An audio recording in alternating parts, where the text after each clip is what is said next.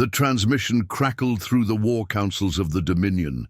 Every faction, every high command, every fearsome warlord tuned in with silent, growing dread. The howling claws have fallen. 3 simple words, but they might as well have been an extinction event. For 3 centuries, the howling claws were the galaxy's ultimate predators. A warrior clan feared across 1,000 systems, their name spoken only in hushed warnings. They did not conquer for politics. They did not fight for resources. They hunted because war was their religion. They burned planets because it was a test of strength. Their war kings were chosen by blood trials, their legacies written in the bones of the conquered. But now something impossible had happened. Their war king was dead, their banners had fallen, and the war clan, the most ruthless, battle-hardened force in the known galaxy, had been claimed by a human. No one knew his name. No one knew where he came from. There had never been a human in the Howling Claws before, but the reports were undeniable. The warriors who had torn entire empires apart now knelt before him. Their warships bore his sigil, the blood mark of leadership. Once reserved only for the mightiest of their kind, was now carved into his flesh. The Dominion councils erupted into chaos. This is not possible. The Vryn ambassador, whose species had fought the Howling Claws for centuries, shook his head in disbelief. No human should even be alive in their trials, let alone this. And yet he is, growled a Zalith warlord, his armored claws flexing. His people knew war, but this was something else. A Howling Claws war king is bound by their code. If they kneel, it means he won. And if he won, a cold realization spread through the room. Then that means he's stronger than all of them. Silence, a deep, dreadful silence, across the galaxy. Factions scrambled for answers. Who was this human? How had he done it? And more terrifyingly, what was he planning next? Because the Howling Claws had never been defeated, and now, under his command, they were already moving toward war. The Dominion's intelligence networks scrambled to piece together the impossible. Who was he? How had he done it? No human had ever survived the Howling Claws trials, let alone conquered them. The war clan's blood trials were infamous, a crucible of combat, where warriors fought through waves of their own kind, each challenge more brutal than the last. To win was to prove yourself the apex predator, a force so unstoppable that even the bloodthirsty veterans of the Howling Claws would submit, and a human had won. The first confirmed images arrived in encrypted data packets, flooding war councils and military command centers across the galaxy. The figure in the footage stood at the head of a war host, a crimson battlefield stretching behind him. He was tall, but not impossibly so. His frame, wrapped in scavenged battle armor, was lean, efficient rather than monstrous. He did not radiate the raw physical dominance of the Claws' former war kings, who were bred for slaughter, their forms sculpted by generations of engineered brutality. But his eyes, those were what sent the Dominion into silent fear. Cold, calculating, unreadable. There was no madness in them, no reckless hunger for destruction. He did not snarl like a beast, did not beat his chest or roar to the heavens. Instead, he studied the battlefield, as if memorizing the bodies at his feet, as if strategizing, even now, how to win the wars too. Come the last known war king, Vorzak the Unbroken had ruled the Howling Claws for nearly 40 years. He had earned his throne by carving his way through his own kin, his flesh hardened by 100 wars. Yet he was dead now. The records recovered from the war clan's stronghold revealed the brutal final battle. Vorzak had faced the human in the last trial, a pit fight to the death, surrounded by the snarling, howling mass of the war clan. A challenge of sheer power, where the strongest warrior would emerge drenched in blood, taking their place as the new king. Vorzak had towered over the human, his armored exoskeleton glistening with ceremonial scars, his 4 arms armed with blades forged from the bones of fallen champions. He had laughed at the human's form, unimpressed by his lack of sheer mass. The fight had lasted 17 seconds. The Dominion analysts reviewed the footage 100 times. It was not strength that had won. It was something far worse. It was precision. The human had moved like a ghost, like something that did not belong in the realm of flesh and blood. He had evaded the first strike, not with brute force, but with an economy of motion that seemed almost preordained. Then he had dismantled Vorzak, not in a flurry of savage blows, not with reckless aggression. One cut to disable a leg, one strike to sever a nerve cluster in his arm, one final, clean thrust through the War King's throat. There was no wasted movement, no unnecessary carnage. And then, in the silence that followed, the War Clan had watched their leader collapse, choking on his own blood. And one by one, they had knelt. From the moment the human took the throne, the howling claws changed. For the first time in centuries, they were not a chaotic swarm of war bands pillaging at random. They moved with strategy. They moved with purpose. Dominion scout reports painted an alarming picture. Their war fleets, once driven by instinct and hunger, were now organizing into formations. Their warriors, once driven purely by bloodlust, were executing coordinated strikes. The Howling Claws had always been unstoppable because of their sheer ferocity. Now, for the first time in history, they had a leader who was turning them into something worse, a force that could think, a force that could plan, a force that had already chosen its next target, and no one in the galaxy knew how to stop him. The Dominion's intelligence channels were clogged with panic. Fleet admirals demanded reports. High warlords convened in secret war rooms. The unthinkable had happened. A human now controlled the Howling Claws, and for the first time in recorded history, the galaxy's most violent war clan was moving. With discipline, the question was no longer how he had taken power. It was where he would strike first. For centuries, the Howling Claws had been a force of chaos. They raided, burned, and left nothing behind but ruin. Their violence had no strategy, no diplomacy. But now they weren't scattering into warbands to fight over the spoils. They weren't hunting at random. They were consolidating. The warlords of the Dominion watched in growing horror as the first signs emerged. The Howling Claws' scattered fleets were rallying to one location, a derelict war moon known as Korthos 7, a former battlefield from a war long forgotten. A graveyard of dead ships, lost weapons, and remnants of battles fought centuries before. A place of rusted wreckage haunted by the ghosts of the past. Until now, ships that should have been long abandoned were flickering to life. Their broken hulls were being stripped for parts. The dead engines of war, once left to rot, were being rebuilt. For the first time in history, the Howling Claws weren't just plundering, they were fortifying. The Dominion warlords had no precedent for this. The Claws had never needed a stronghold before. Their strength had always come from relentless, mindless destruction. But now, their new War King had them regrouping, preparing for something far larger. A meeting was called in the Dominion's High Council chambers, deep within the core world of Irathan Prime. The chamber, a monolithic construct of blackened steel and burning starlight, was packed with some of the most powerful beings in the galaxy. "This is not an uprising," the Zalith Grand Marshal growled, his crimson eyes narrowing at the live holofeed of Korthos 7. "This is not a rebellion.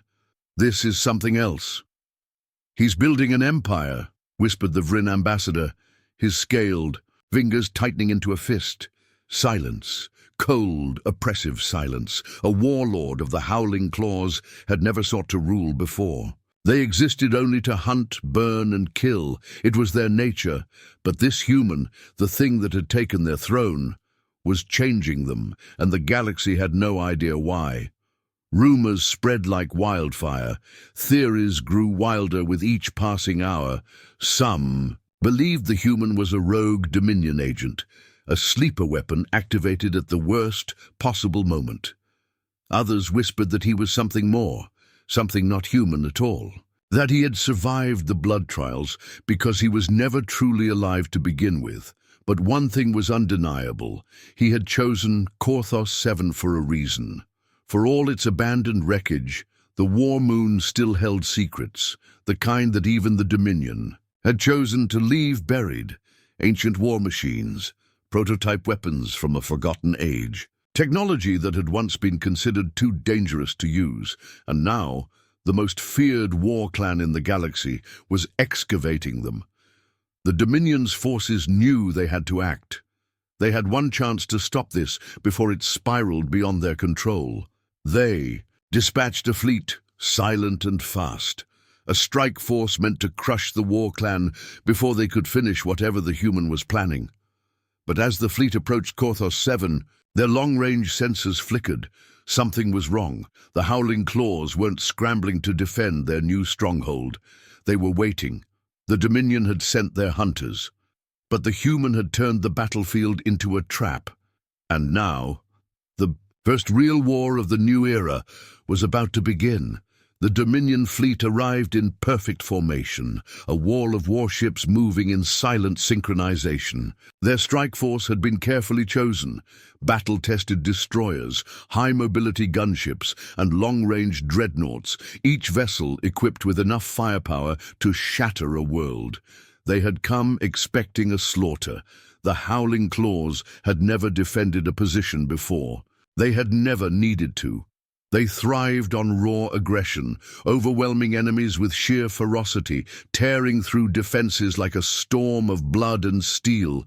But this time, they did not charge. This time, they did not move at all. The War Moon loomed. Ahead, a graveyard of derelict ships and forgotten machines, its surface a twisting maze of rusted wreckage. No defenses lit up their scanners, no fleets scrambled to meet them in battle. The entire system was deathly silent. Too silent. "I don't like this," growled Admiral Clith, his mandibles clicking as he analyzed the motionless war clan ships, hovering like specters above Korthos 7. "Why aren't they engaging?" His second-in-command, a hardened tactician of the Vryn, narrowed his reptilian eyes. "They know we're here. They're waiting." Waiting for what? A whisper of static cracked through the comms. Then, a voice, deep, human. "For you. To step into the grave you dug for yourselves." Admiral Clith's blood turned cold. And then Korthos 7 came alive. The first explosion erupted beneath the Dominion fleet. A dreadnought, one of their largest ships, buckled as its hull was ripped apart from within, not by weapons fire, but by something that had already been inside. It long-dormant war machines, buried in the wreckage of Korthos 7 for centuries, reawakened. Their rusted exteriors split open, revealing ancient weapons glowing with unnatural energy. The very ships the Dominion had assumed to be dead were suddenly thrusters hot, maneuvering into attack formations. The fleet had walked into a trap. The War Moon had been a battlefield once, but the human had turned it into a fortress. The wreckage, the abandoned warships, the broken technology, they had never been debris. They had been weapons, lying in wait. Now they moved as one, as if guided by an unseen hand, as if the human had not just claimed the Howling Claws, but the very bones of forgotten wars. The Dominion forces scrambled to react. Their tight formations, once their greatest strength, were now their weakness. The wreckage surrounding them shifted, constricting their movements, cutting off escape routes. And then the Howling Claws struck. They emerged from the wreckage, their warships moving with terrifying precision. No longer the rabid beasts of legend, they executed maneuvers with ruthless efficiency. They didn't throw themselves into the fight. They hunted, picking off isolated ships, striking with calculated ferocity. They weren't just attacking the Dominion fleet, they were breaking it apart. From the bridge of the largest Howling Claws dreadnought, the human war king observed in silence. His forces were winning, not through sheer numbers, not through brute strength, through strategy, through control. He had taken the most feared war clan in the galaxy, stripped them of their reckless hunger, and forged them into something the Dominion could not understand. The old ways of war were over. A new kind of warfare had begun, and the galaxy was not ready for it. The Dominion fleet was in shambles. Their dreadnoughts, once towering symbols of power, now drifted crippled and broken. The wreckage of war, new and old, littered the battlefield, a graveyard expanding by the second. What had started as an overwhelming strike force was now a collection of scattered, panicked survivors. The Howling Claws had shattered their unity, severed their supply lines, and systematically crushed their command structure. And their war king, the human, had not yet lifted a single weapon. He had simply waited. From the bridge of his dreadnought, the War King studied the battlefield as a surgeon might observe an open wound. His voice, when it finally came through the Howling Claws war channel, was calm. Push them back. It wasn't a roar of victory. It wasn't a command to annihilate.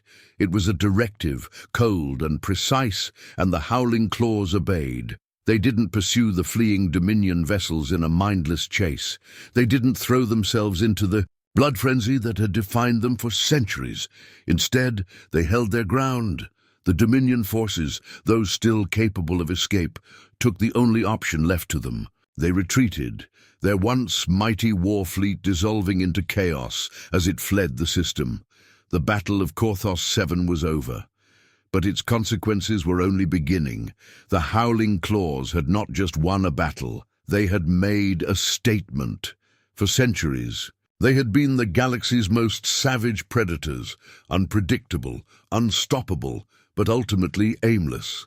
They had never built, they had never claimed territory. They had never been anything more than a force of nature, a storm of teeth and war.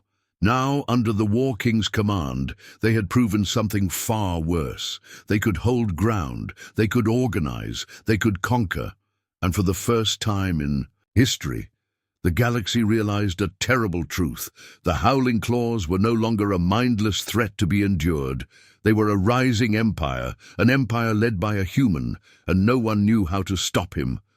The echoes of battle still lingered over Korthos 7. Fires burned in the void, the dying embers of Dominion warships drifting in silence. The system, once a graveyard of forgotten wars, had become something far greater. A stronghold. The Howling Claws had never claimed territory before. They had never built fortresses, never secured supply chains, never prepared for the long war. They had been nomadic predators, consuming everything in their path before moving on. But now they were fortifying their first world, and the War King stood at the heart of it all. From the bridge of his dreadnought, the human watched the battlefield with the same unreadable gaze. The Dominion had retreated, but that was only the beginning. He had not conquered the Howling Claws just to raid and pillage. He had taken them, to reshape them.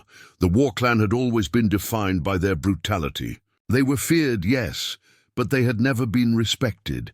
Their wars had never held purpose beyond destruction. That changed now. The survivors of Korthos 7, the Howling Claws who had adapted, who had followed his orders, who had proven themselves, more than mindless beasts, were already being organized into something new, a true army. Weapons were salvaged. Wreckage was reforged. The ancient war machines, buried in the ruins of the past, were being rebuilt, and the Howling Claws, for the first time in their history, were preparing for something greater than war. They were preparing for dominion. The Dominion had suffered defeats before. They had lost battles, lost fleets, lost entire planets to the chaos of war, but this was different. This was worse, because the Howling Claws had never held a position of power before. And now they did. For centuries, every species in the galaxy had lived with the same unspoken truth. When the Howling Claws arrived, you endured them, you survived them. And then, when they had taken their fill, they left. But this time, they weren't leaving. This time they were building something permanent. This time They had a leader who could outthink them all. The human war king had spoken very little since his victory. He had issued no demands, no declarations of war, no grand speeches of conquest. And somehow, that made the galaxy fear him even more, because a conqueror who boasted of his victories was one thing, but a warlord who won in silence, that was a problem no one knew how to solve. And as the factions of the galaxy scrambled to understand him, to predict his next move, one question began to spread in hushed whispers. What does the human want? The answer would change the future of the galaxy forever. The shockwaves of Conqueror 7 rippled through every major power in the galaxy. Fleets were mobilized, intelligence agencies scrambled, high warlords once arrogant in their belief that the Howling Claws were nothing more than an inevitable storm, now whispered of an enemy they did not understand. The Dominion had been defeated before, but never like this, never by a human. Never by an enemy who fought with patience. This was no longer a war of brute force. It was something else, something colder. Across the Dominion's core worlds, fear set in like a sickness. The war clan's victory should have been impossible. Even in the rare moments when the Howling Claws had been momentarily beaten back, it had always been through sheer, overwhelming force, at the cost of entire fleets, entire planets. But this time, it had not taken an empire to stop them. It had taken one man, and that man had not declared war. He had not broadcast his demands. He had simply waited. That was what terrified them most. The Dominion could plan for rage. They could predict vengeance. But silence? They had no defense for that. For centuries, power in the galaxy had been a delicate game. The great factions, the warlords, the ruling empires, all had played their part in maintaining an unstable peace. The Howling Claws had been a wild card, a destructive force that swept through, burned everything and then left. But now they were lingering, now they were consolidating, and under the humans' rule they had become something entirely new. An enemy that did not simply destroy, but calculated. The Dominion could no longer ignore them, and so the first true diplomatic council was called in the Dominion's history, not between rival factions, not between uneasy allies, but between enemies who now feared something far worse than each other. The human war king received no invitations to the council. He did not need to. He already knew what they would say. Conqueror 7 was no longer a war moon. It was a message. One, carved in wreckage and written in blood. The old way of war was over, and the next move belonged to him.